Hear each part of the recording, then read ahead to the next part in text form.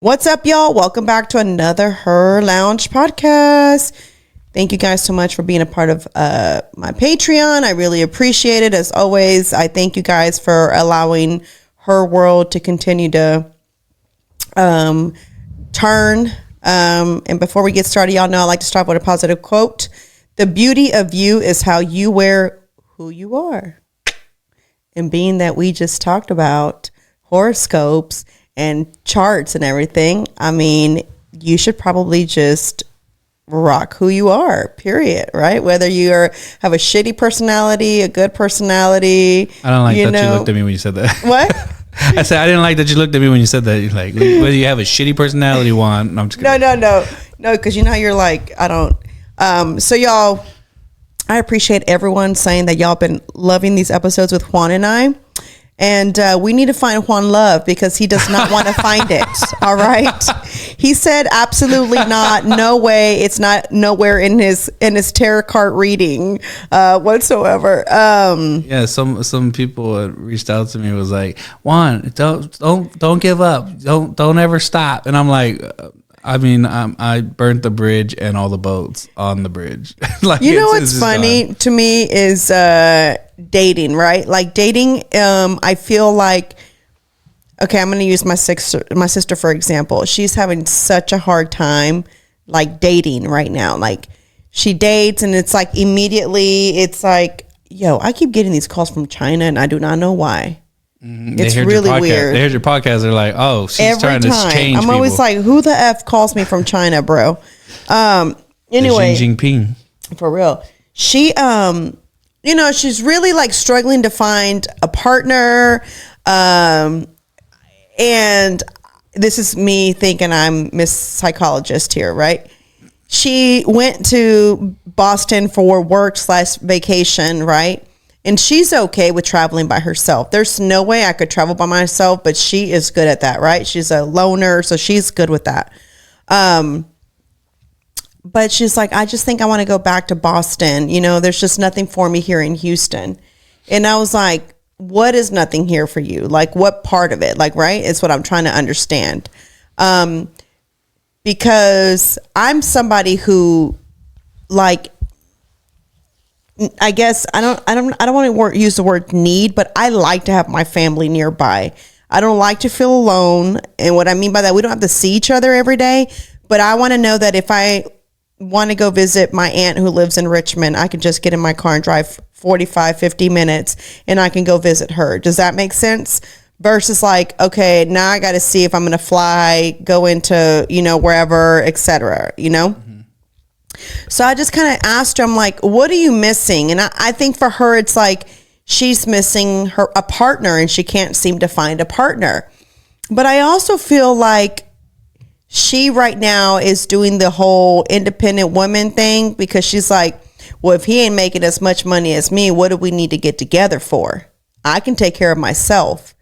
And I said, well, okay, if that's the case, then go find you somebody that works at Walmart then, right? Not that there's nothing wrong with anybody that works at Walmart, but if you're talking about like, I can take care of myself, I don't need a man with money. Because she was saying, she went to this event and she said that, I said, so how'd it go? She goes, just a bunch of older men with money. I said, cool. I said, so which one did you holler at? You know what I'm saying? I said, she goes, ew. She's like, I don't want to like date someone just for money. I said, girl, you can learn to love him. I said, let him pay your bills.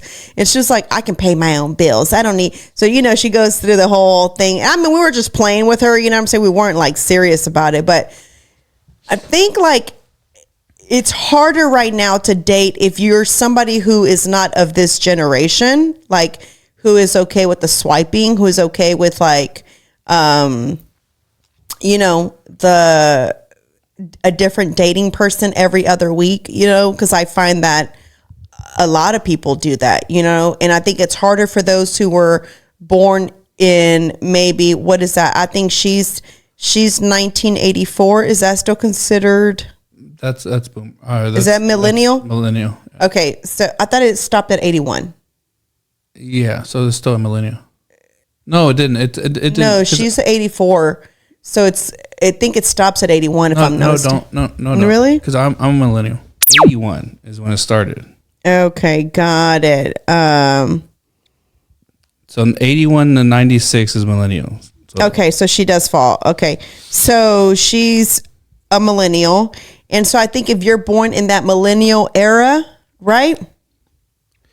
I think it's harder for you to date because you're used to being able to go to a club to meet somebody. You're used to being able to go somewhere and have real like person interaction.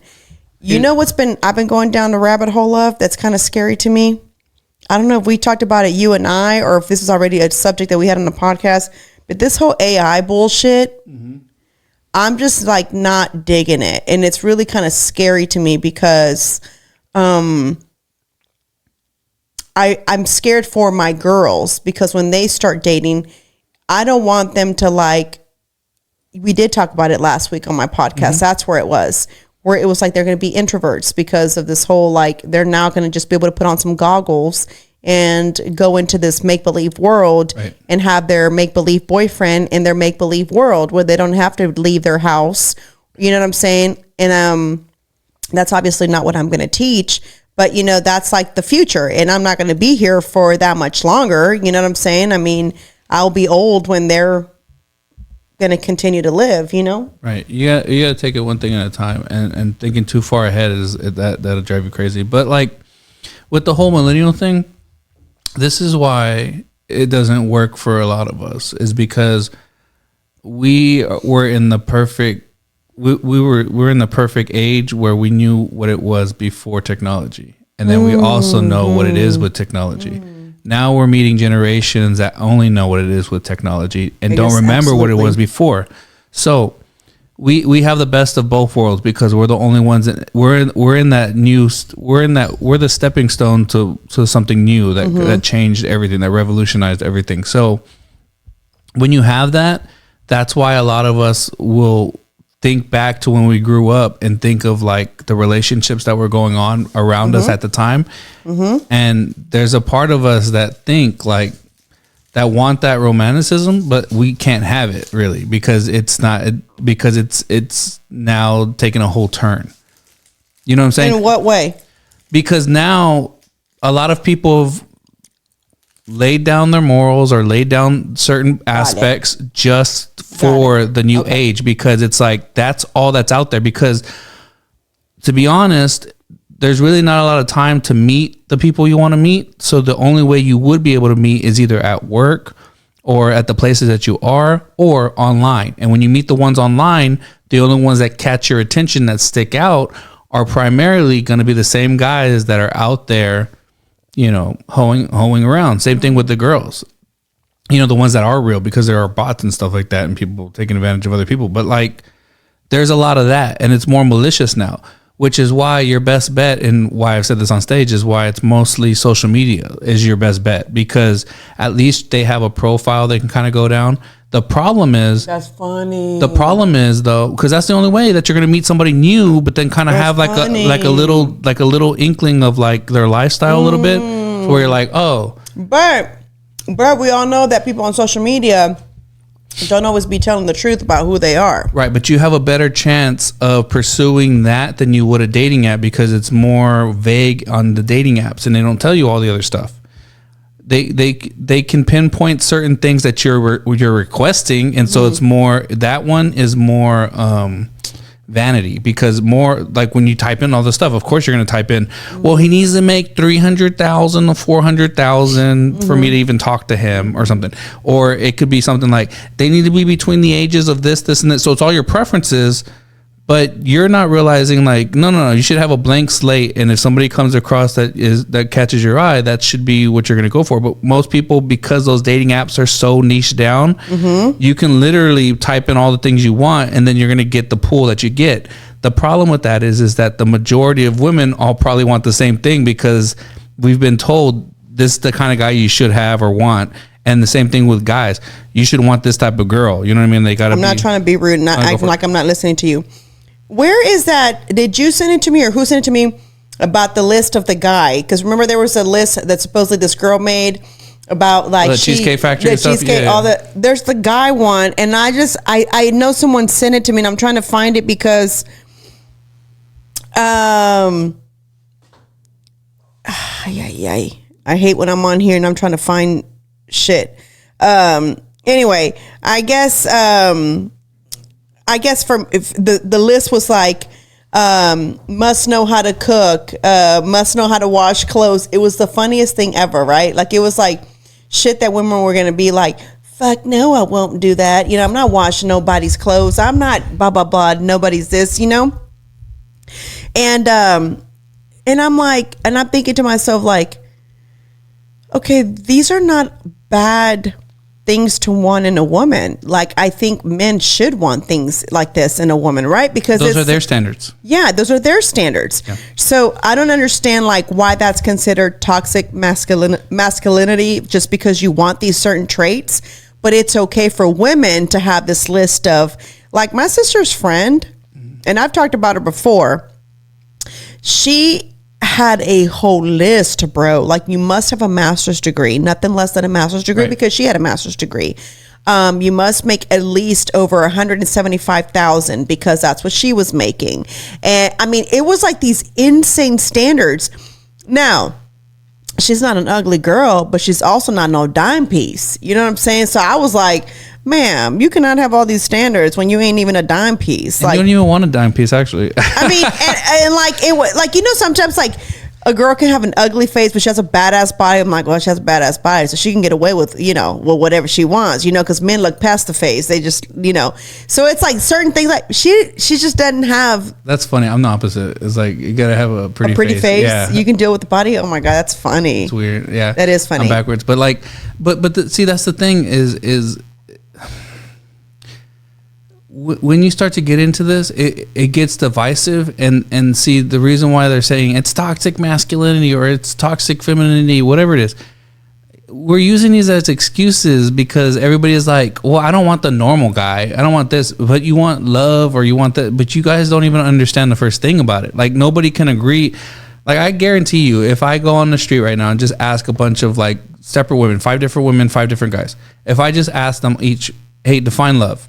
Your definition, they're all going to have different ones. I promise you, because people don't use it. It doesn't have the same validity. It's just a thing now. Like, it doesn't even mean what it used to mean. Like, we have much more knowledge about certain things, but we don't know the depths of those things. And I think right now that's what's really lost. And I think with a lot of people, they're cheapening everything. So that's why it's hard to find anything. And on top of that, like these little lists, I mean, they're just there to divide us, honestly. Because if you really break it down, like I've always, for me at least, I've always been self-sufficient. Like, I can do, like, I was married for like 8.5 years, 10 years. First one or the second one? First one. Second one was like 2.5. But like, even then, like, I was self-sufficient. Like, meaning like I could cook, I could clean, I could do all the stuff that I would, that most people would expect a woman to do, but I could do them myself. Because at the end of the day, I mean, I would feel, if you're like, I wouldn't be able to operate for myself if I can't do it for myself. I'm not going to tell you to do it or expect you to do it. That's the thing that I think that's where it gets lost, and I think that's where like a lot of toxic machismo and all that other stuff is like, no, she's got to do this, she got to do this. Like, why don't you learn how to do it, and then on a day she's sick or something, you could do it, or same thing, vice versa.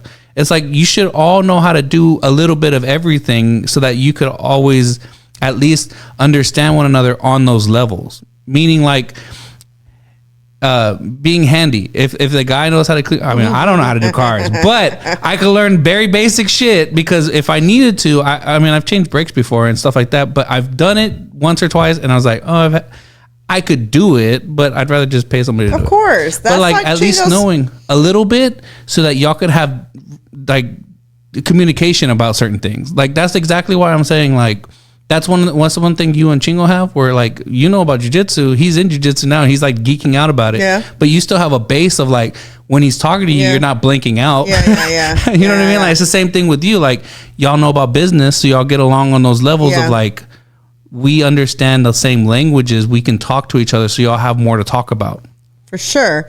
Because funny thing, there's a series going on at church right now, which is like the marriage and family. And so one of the things, it was a funny story that he gave, I think it's like a joke or something, some story. If when husband and wife's first couple of years, she has a common cold, And it's like, oh my God, honey, we got to take you to the emergency room. Like, you're not doing well. Like, we got to go. And so, they go there. And, a couple of more years pass by.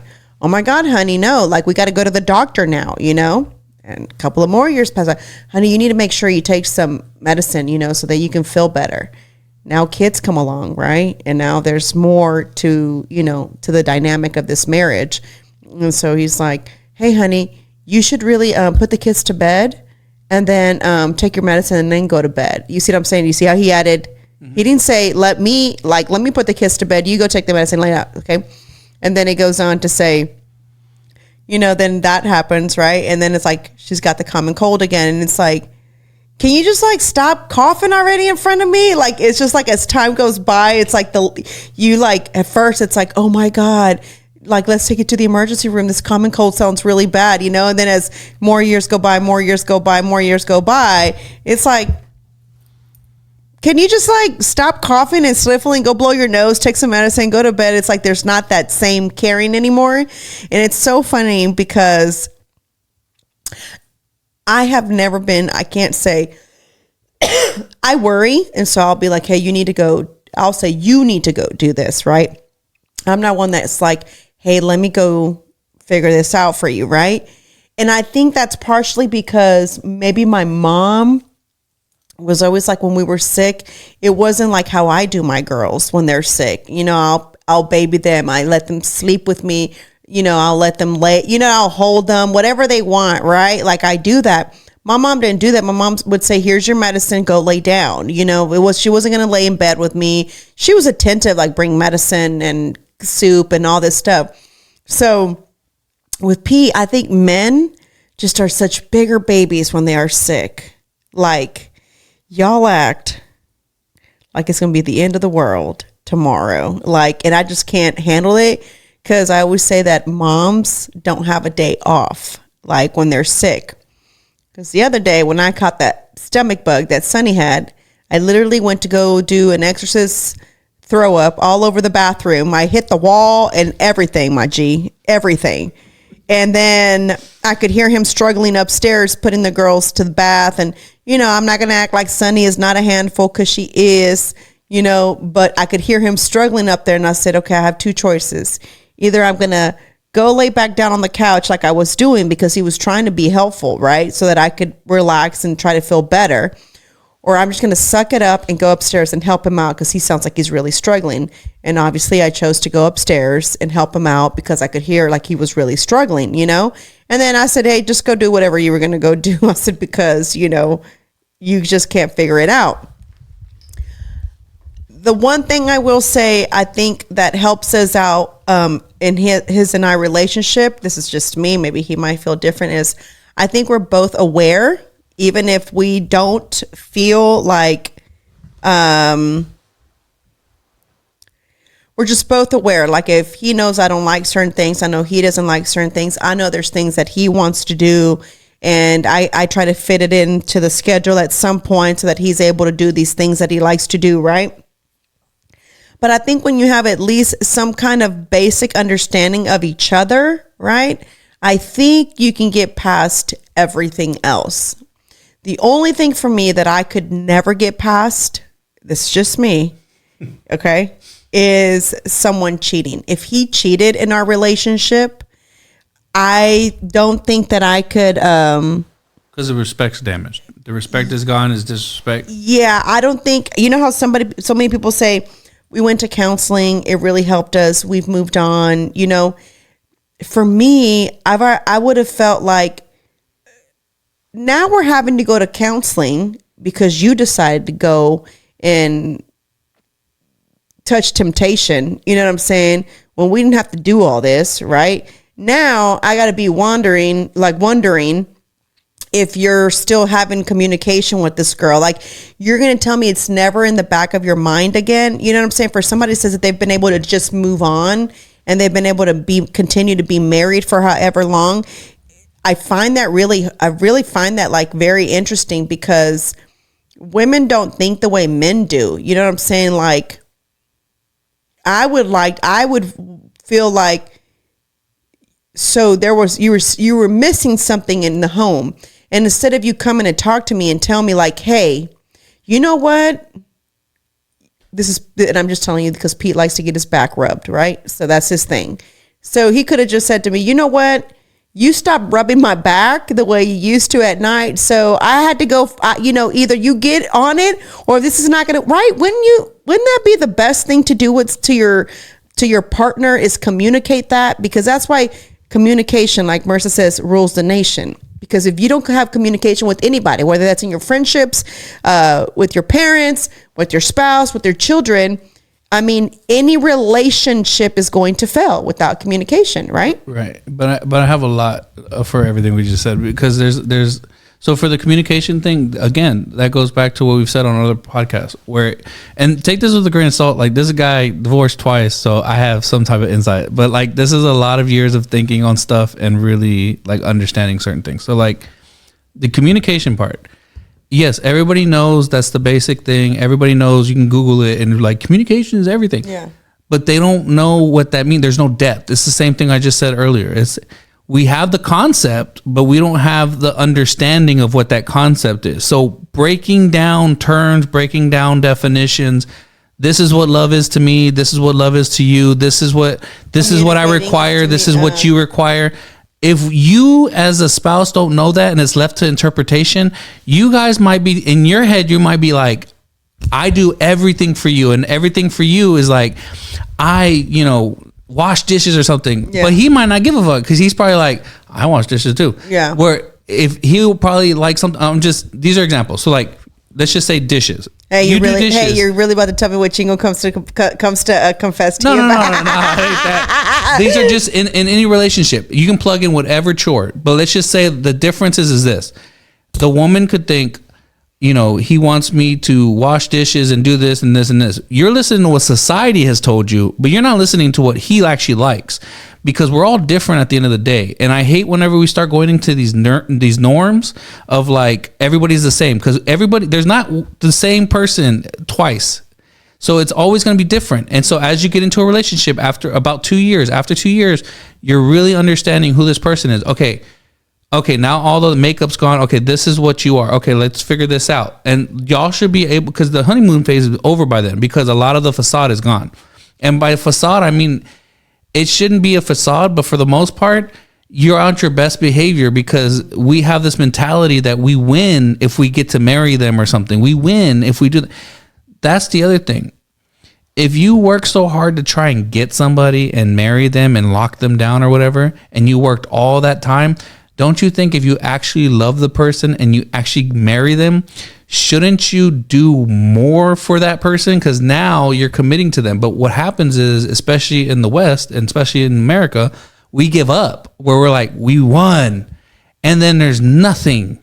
So if you actually get the person and you actually marry them, that means the journey's just starting. Yeah. So why don't you try double hard? Because the thing is like, at that point, that people are always like, well, the sex died or this died. Well, okay, y'all should have talked about that. And not only that, the things you were doing prior to the marriage to even get the sex, you stopped a lot of that, or you slowed down on that stuff. You had kids or something, so everything slowed down. So then you got to make a way where it's like, do something different then. Change it up to make that happen again. What's the thing that you make her happy for? What's the thing she makes you happy for?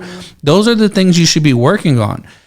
And you won't have time to look around for other women or other men if you're actually locking down your relationship of like using that time that you could be flirting with somebody else to use that time to like start to figure out, okay, well, what changed? Okay, let me start looking at this relationship for what it is. Okay, we need to have a talk. Hey, this is an uncomfortable conversation, but this is free time to where we could just say whatever.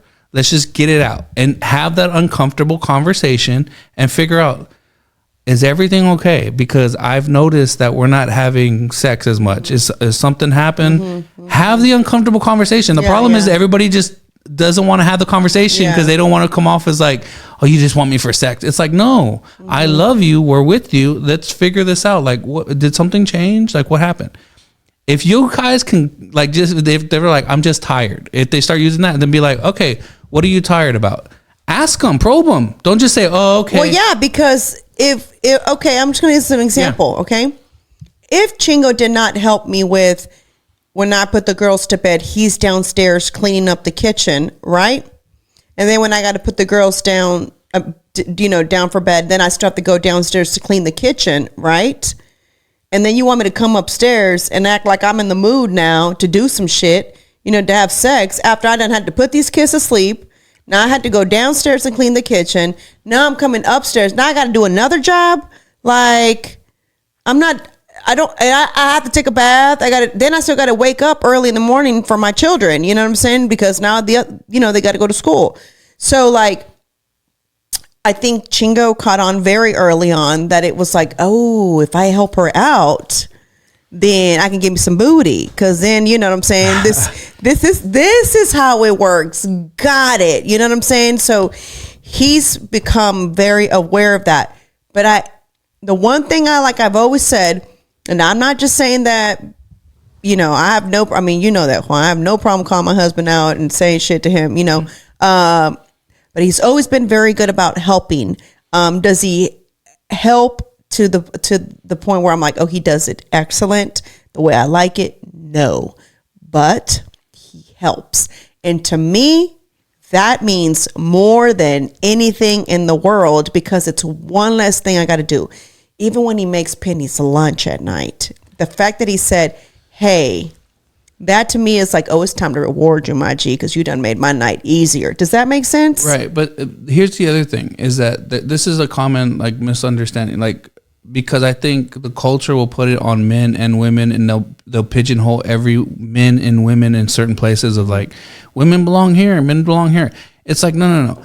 When you're married or when you guys get into that deep love, it's like one of those things where it's like, okay, anything can change. You guys can mold into whatever you want. You fall out of the norm because at some point after, I'm telling you, after the honeymoon phase, you start to morph into your own thing. Mm-hmm. Because now okay, we got each other's back. We're married now. We're committed to each other. And as long as we help each other out, we're going to be okay. Mm. And if we can get past all the gender roles and all that stuff, then it's okay for the guy to do stuff for you. And it's okay thing for you to do. And when you're not comparing yourself to other relationships, it's easier to move. And so rather than him just doing stuff just for sex, or you doing stuff just for sex, or whatever it could be, you then start to you help out to ease the other person because you start to care. And let's say you don't love them in that deep way right away. It's not going to happen right away. Like people that have been in 20-year, 30-year, 40-year marriages, they've learned to love that deep over time. It doesn't just happen right away. So, but when someone says, I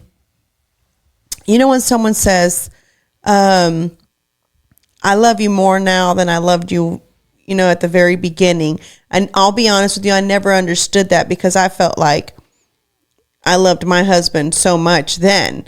But I feel like I love him even more so now. Does that make sense? Right. And it's like, I feel like even as we continue to live life, and it's like, wow, I didn't think it was possible to continue to love this one person who you thought you loved so much already, that it can continue to grow. But I think that has to do with, like how you said, it's learning about each other.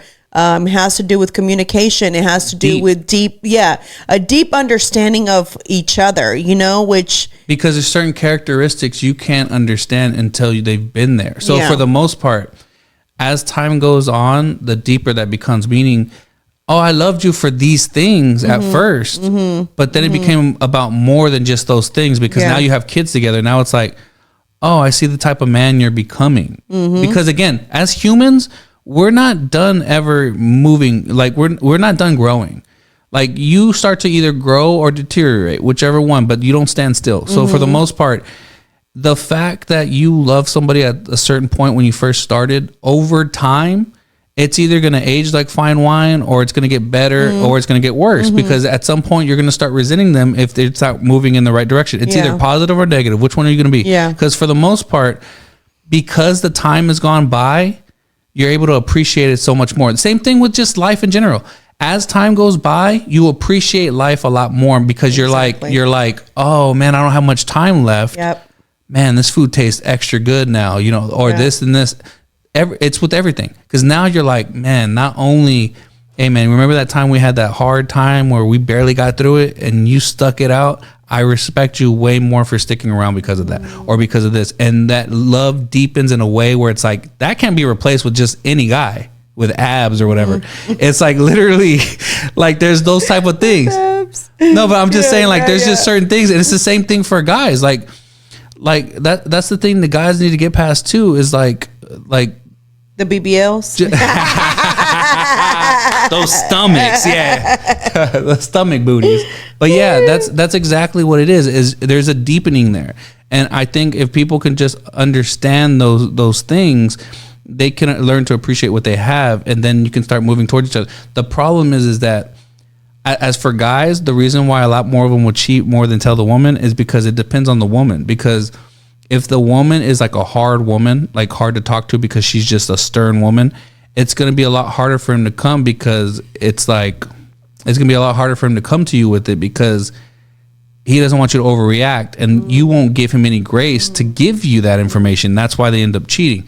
So that needs to be a part where y'all need to come up with the space where it's like, hey, maybe like a business, almost like, hey, every quarter, let's double check. I told you, there's a therapist that says that you are supposed to evaluate your marriage every 3 months, and you're supposed to like treat it like a business, because it is a business. You have to work at it all the time.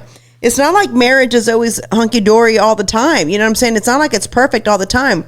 So you do have to work at it. You do have to try to figure out, you know what I'm saying, what this person still enjoys, what this person still doesn't enjoy. And I think one of the things we're probably guilty of, until you here recently helped us out with that, is you know, we always put the kids first, and we're always last. And you know, we would just kind of take in the few hours that we had before going to bed as enough time, you know, as like enough time for us to hang out. We would make that do, you know, well, you know, we can't because the girls, you know what I'm saying? So this little time will be enough, you know, or like when we would travel, you know, like go out of town for work, that was like our own little bonding time, because there was never time during the week for us to do us just by ourselves, or we're feeling guilty because we've been out of town for so long, and how are we just going to go and get a babysitter again on the weekend for just you and I to go on a date? You know what I'm saying? When that's just important as spending time with the girls. That's just as important as spending time as a family. You know what I'm saying? It's more. I would say it's more. It is. And You're absolutely right. I would fight for that, because the thing is this is the thing. Kids, if you put them in the right environment, are gonna learn by watching, and then they'll learn by listening. But for the most part, if you all remember being kids, how many of y'all listened to your parents? And why didn't you listen to your parents? Because you probably saw contradictions. You probably saw them telling you to live one way, but doing something different. So if your structure is based on a marriage, and depending on the way you love each other and the way you act towards one another, they're going to see it first, see if it has validity to what you're saying, and then follow. Okay. So, but if you guys fall apart, or anybody falls apart in a marriage, your kids are watching you first before they listen to you. And even if you tell them all the right things, they may not listen to you because they see a lot of fallacies in what you're telling them. They're like, you're telling me this, but you're doing this other thing, and they won't listen to you. So it's much more important. So yes, you want to have time for your kids, but see, you see your kids every day, and they're providing the right life for them. So when they get older, no matter what, when they're 18, they're moving out, they're going to go on to their own lives, but at least they know by the examples you're leading of what not to look for. And you don't even have to tell them words. And then on top of that, they'll know like, oh, my family loved me, and this is why, and boom, boom, boom. Now, if that falls apart, and then you guys divorce and stuff like that, if the marriage falls apart, then it's going to be a free-for-all, and who knows if they're even going to listen to you, because they're going to be like, Mom, you're giving me marriage advice? I mean, let's just be real. That's kind of how I felt like, you know, like when my mom makes her little comments, I just be like, okay, Mom. So be throwing her mom under a bus every single day. I'd be like, okay, Mom, whatever, you know, because I didn't agree with a lot of the stuff my mom did. However, I still don't even know why my parents got a divorce, and I'm 42 years old. Do you know what I'm saying? So, And like I said, I don't know if it's good or bad, but I do appreciate that they never argued in front of us, because I feel like it molded me and my sister who we are, you know, like in as far as like how we feel, like growing things up. And they just spoke about it this weekend too, like how it affects the kids whenever you argue in front of them. You know what I'm saying? It makes them feel insecure. It makes them feel like there's no stability at home. And then they got to pick a side, and they're like, "Well, who's it right? Who's wrong?" And oh my gosh! That's one of my things. Since, you know, even in front of Mickey, whenever like he and I would kind of like bicker, I'd be like, "I'm not doing this in front of her. Like, I'm just not going to do it." And I'd walk away, and trust me, it'd be eating me up inside, like, because Lord knows I want to go off, but I was like, I'm not doing that in front of her, because that's the one thing my parents didn't do, and I appreciate them, because we were never stressed out about my parents fighting. We were never like losing sleep because we heard my dad telling my mom off, or vice versa, you know. And I know a lot of kids that did, you know, or that do, you know. And so I was like, I appreciate that for whatever sheltered life that provided. I don't know, but you know what I'm saying? It trickled down, so I won't do it. It'd be funny. You write them a little letter, just like little notes. That way you don't argue in front of him. Like, bitch, I'll see you at 5 o'clock. He's here. I'm gonna tell him to come in here so we can talk. Slide it over. Just, bitch, I'll see you at 5 o'clock. You want to come in here and chat, Chingo? No. But yeah, there's just we're almost done anyways. But yeah, there's just one of those things where it's like, I think a lot of people don't examine those things, and I've had time to examine those things. So I'm just telling you, like, cause, that's one thing I could tell you that happened with my marriage is like, we put my son first on everything. Like, especially when we moved to Odessa, like the living room was just his toy playground, and his room had nothing but toy. Like, we made him our king. Like, it was literally like he was, you've been he was to like my the little house. guy, like, you know what I mean?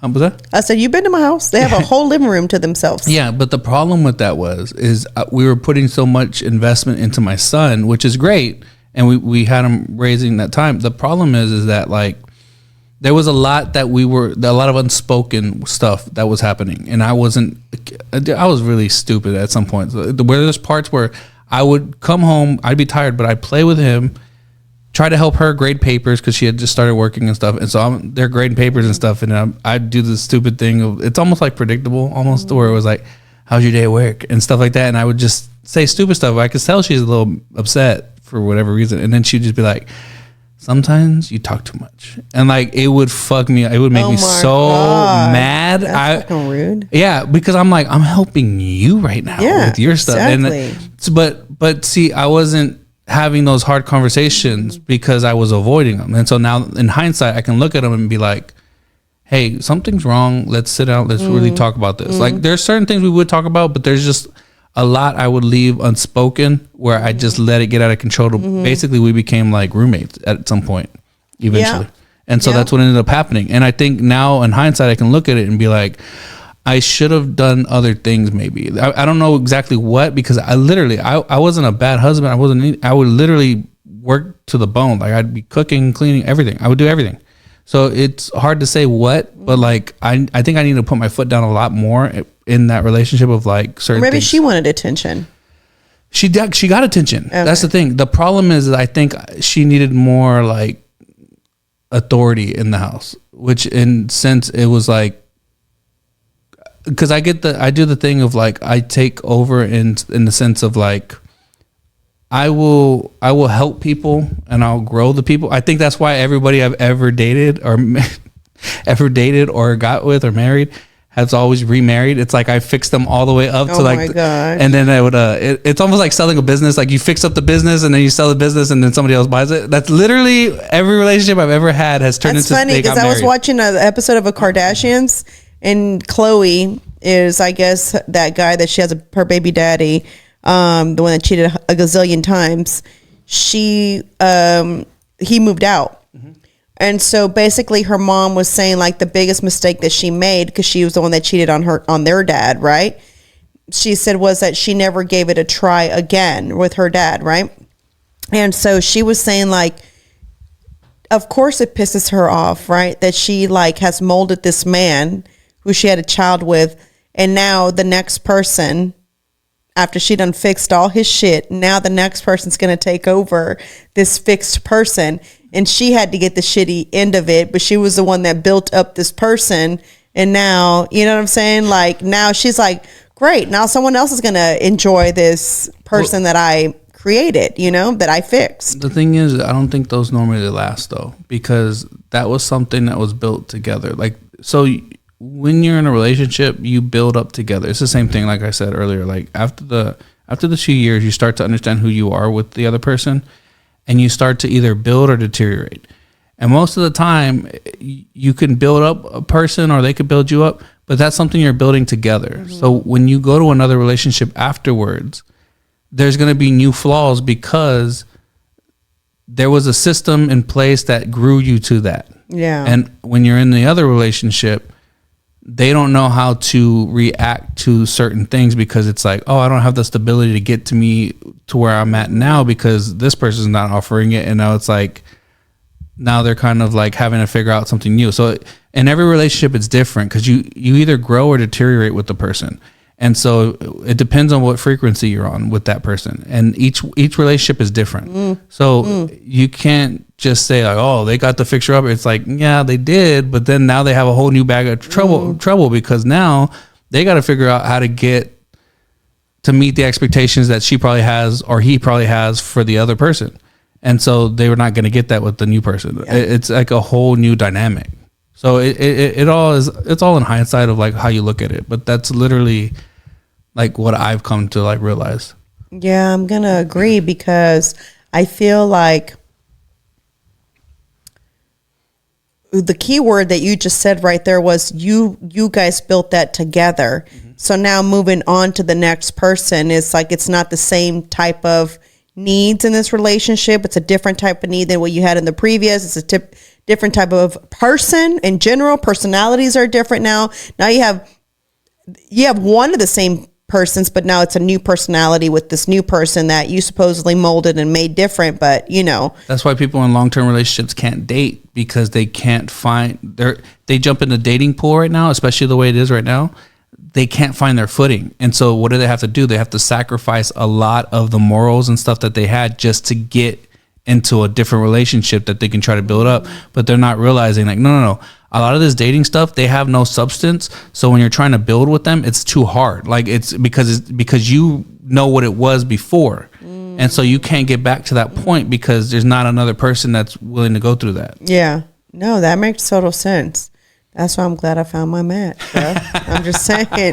I used to like whenever I was like single, I was like, I remember thinking to myself, I'm like, where am I going to find my next partner, like my next boyfriend? Because I was not going to get on a dating app. And I was like, well, I'm either going to meet him at church or I'm going to meet him at the gym because those are the only two other places that I would go to. I wasn't going to bars anymore. I wasn't going to the clubs anymore, you know, so it was not like I was going to go there, you know, or somebody was going to introduce me to somebody, a friend of theirs, whatever. And that's kind of how it happened. My friend, you know, my really good friend introduced me to Chingo, and that's kind of how we happened to hook up. But, yeah, I mean, it's tough out there, and I think it's only going to get tougher, and I don't think it's going to get any easier, especially with the way social media, you know, makes relationships seem like, you know, fuck that shit. You know what I'm saying? Move on to the next. It doesn't work. And I think people treat marriage that way now too. It's so easy to just go get a divorce anyway. You know what I'm saying? So it's like, cool, like it's not going to work anymore. Let's just bounce. Like, and that's it. There's no like, let's try to fix it. Let's see what, you know, maybe there is more than just us like arguing, and maybe we should sit down and kind of figure out what you like, what I like. At some point, we thought we were perfect for each other. That's what we married, you know, and we lost something along the line, right? So like, let's figure out what we lost so that we don't divorce. But I don't think anybody wants to try anymore. I don't think anybody wants to work that hard anymore. Well, because I think a big problem, and this is why I buck back against like certain things that I'm starting to realize of like these social norms, like the red pill space or the feminine, like the feminist, or even and we'll have a part 2, but even with the astrology stuff, the problem I have with all of these things is that each one of them in some form or way will pigeonhole a person into thinking the herd mentality. meaning this group of people acts like this. This group of people acts like this, and there's no space for change. There's no space for acting according to your own thing. Meaning we're all individual in some level. The problem is with social media, with television, and with movies and stuff like this, we've all kind of united under one front of some way or another. And so when you do that, you're not focusing on yourself. You're not trying to figure out who you are. Most people don't even know who they are. For you to even understand what you want, what you need, and what your individuality is, to even figure out where you belong. Because for the most part, those things will give you an excuse to not do something, to not grow, to not change, to all this stuff. And so if you can't even figure that out, you shouldn't even be in the dating game, first of all. And the other thing is, when you find that, it's a lot easier to then, at the dating level, to on the chopping block, to get rid of people faster. And the problem is, we like to waste our time with people that were like, I know, but they do this one thing, or they have this one thing, and you stay longer than you should, and then you end up just like, I can't believe this happened, and it's like, or it'll get better. It's just right now, it's because and then you get into a whole ass relationship, and then it's even harder because now you got feelings, or maybe you got a kid now, and it's like, oh damn, I'm stuck with this guy now. And it's like, y'all should have thought about that. But nobody wants to actually have those conversations to figure out, okay, we and nobody wants to admit that they saw the signs early on, because I think the signs are there early on. My thing, and we're gonna leave it there, is I feel like you kind of already know what a person is like as you're getting to know them, and obviously there's already things you don't like about whatever it is that y'all are dating, right? Whatever y'all are doing, you start to see little shit that you don't like. So if you don't like it already, what makes you think it's going to get any better, like, as the relationship keeps going? Well, the thing is, like I said, if these people are pigeonholed in these little things, they're not even themselves. Like, you're noticing things that is very typical of like this group of people or this type of person. It's like, that's a cheater because of this, or that's a person because of this. It's like, well, they could have changed if they actually did some internal inventory, like literally figured out who the hell they are. Or like people that like to use the excuse that, well, their father was a cheater, or their father was a womanizer, so this is what he saw at home. And I think that, yes, it is something that could be influenced upon, right? Well, this is the dad that you saw, so you're going to do. But I also feel like it's choices, and if you don't want to be like that person, you're not going to be like that person. Yeah, but if they talk about it a lot, they're literally.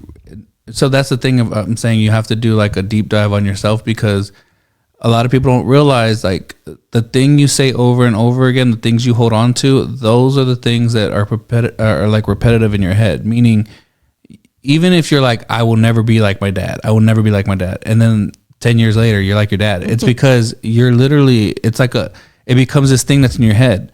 So in order to change that, you need to replace that with something else. Meaning, like, we're all human, like we all like have habits and tendencies. In order to replace those tendencies, you need to replace it with something else, and you need to change your environment. So they've done studies where it's like, in order for somebody to admit some type of change, there's only three things that happen. There's people, other people, yourself, or circumstances. You have to change each one of those in order for you to be able to change anything at all. So in the Vietnam War, a lot of people that were over in Vietnam, they got addicted to like heroin. Right. And when they came back over here, they got over the heroin thing because they changed their environment. So they weren't always thinking about it, because it could be something as simple as like, every time I did a shot of heroin, I ate a bowl of rice. And so every time you see rice, you're like, man, dude, fuck, I want some heroin. You know what I mean? It triggers those little things in those neural pathways. So in order to change that, you need to change your environment. So if you can move a city, you can change different people you're around, because every time I'm around this person, we go to clubs, and then I always act a fool.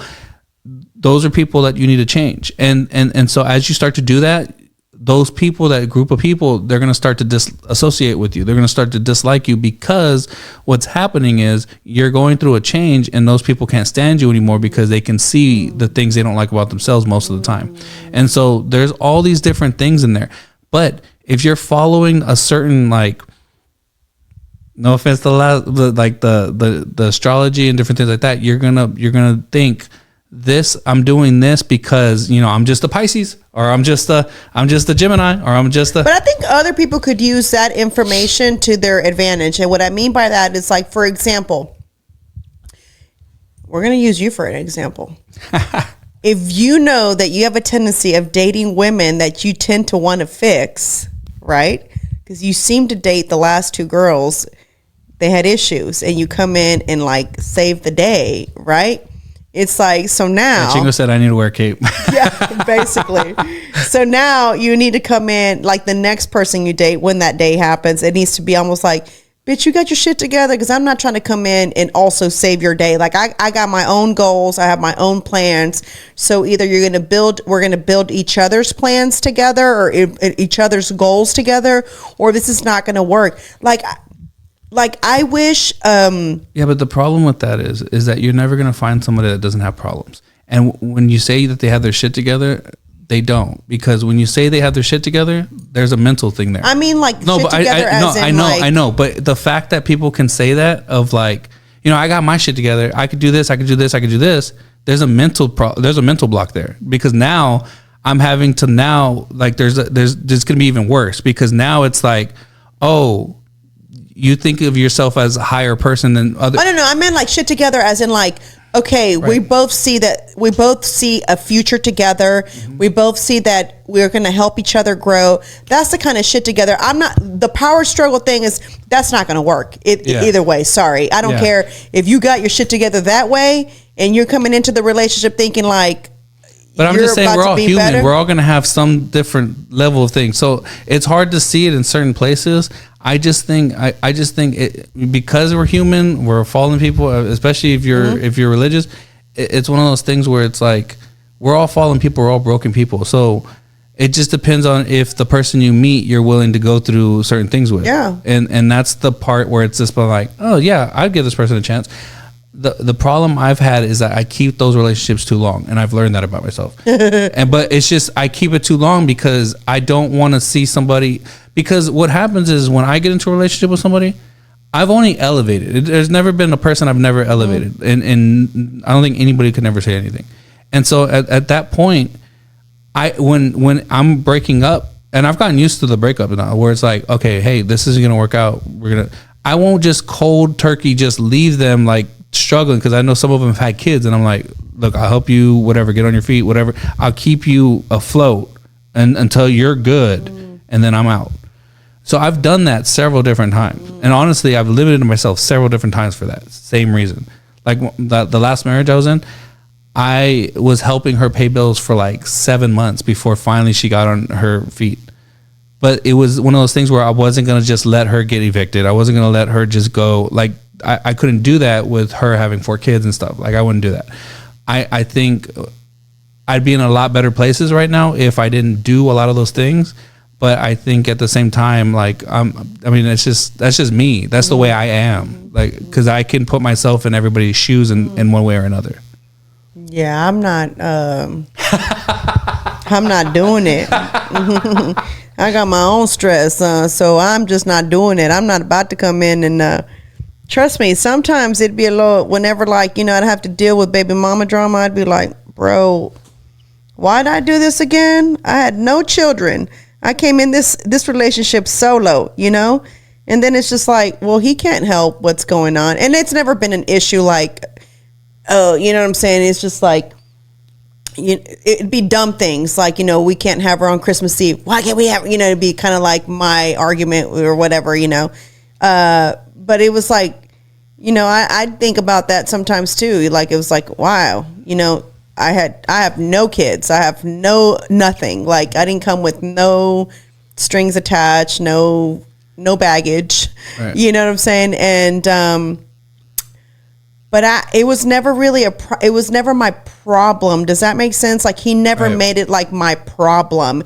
And I think that's why it never made it an issue for me to participate and help out and, you know, do, because it never felt like, hey, we're together now, so you better, like, you got to help me. You know what I'm saying? It was never like that. You know what I'm saying? It was like, oh, even when we were first dating, if it was like the weekend with this kid, he'd say like, hey, so I have my you know, I have my daughter this weekend type of thing. Like, we're probably not going to hang out. I'd be like, okay, that's fine, you know? So then obviously when I met her, and that's because I still hadn't met her. And then finally when I met her, it was different. I'll say this one, and then you can end it however you want. But like, that's the other problem right now with relationships, is that people don't differentiate the different levels of a relationship. Meaning, in the dating phase, you're not with that person. So you both don't owe anybody anything. So you could be dating multiple people, whatever it is. If you're just dating, they're on the chopping block. One of y'all need to cut it there. If it's like, okay, you've lied to me twice, or you've done it. We're just dating. We're just having lunch. Okay, this is they put you in the friend zone. Over. Like, that's done. Once you move to the relationship side, that's when the thing starts happening of like, and you need to go into the relationship with the mentality of, I'm getting into a relationship with you because I can see a future with us, whether that's marriage or not. But it has to be the intent of marriage, because that means you're then at the relationship stage committing to one another to just be with that person. And then from there, like, you have to define terms, dating, relationship. Define the terms of what each one of them is and what you require in that.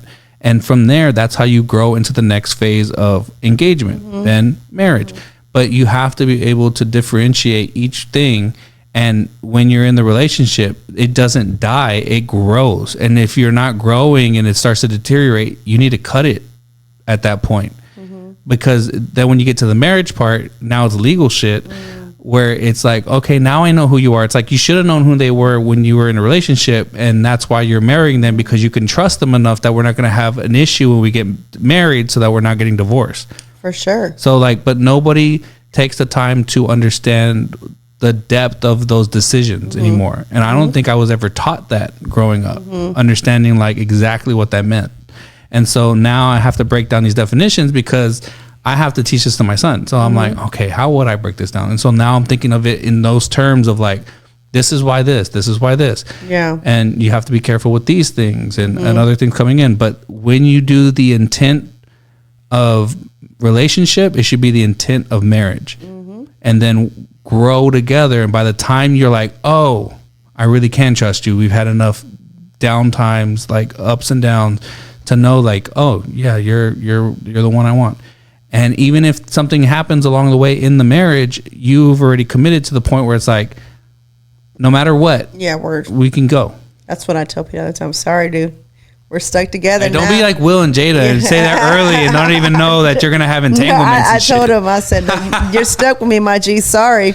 I said, unless you cheat, that is the only time there will be a separate, that we are done. I said, but other than that, whatever it is. Entanglement shit's not going to work. It's not going to work for me. We're going to work through whatever it is, but that's the only thing I cannot work through. So y'all got to have the uncomfortable conversations. You'll have to get to the meat of certain things so that it doesn't ever come to that. And even if the person's like like it's hard to talk to them, it's like, well, write your shit down so that you can have like we're at a board meeting. Here's my notes. It's hard to talk to you. So, and y'all should just have that open ground of like, hey, this is gonna suck. This is gonna be a sucky conversation, but we need to get through it. For sure. Yeah. And guys, that was an episode with Dr. Juan Perez. We'll have more of those on Her Lounge podcast.